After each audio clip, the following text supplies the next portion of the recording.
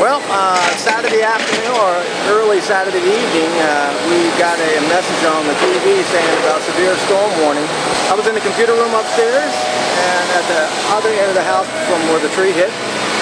And I started hearing rain start pummeling the side of the house, and I start seeing the wind start picking up, and you start seeing the trees start blowing back and forth.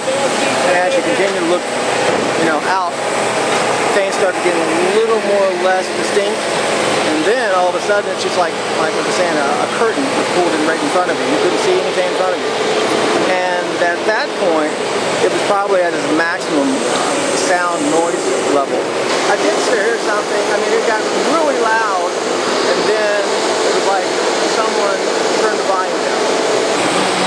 I looked around the neighborhood. I saw that a lot of damage to the roofs and things of that nature, and I saw broken trees. And then it looked like somebody came around and with a sword and chopped off all the tops of all the trees around the next property house around me. As far as I know, no one got hurt, and that's a blessing in itself.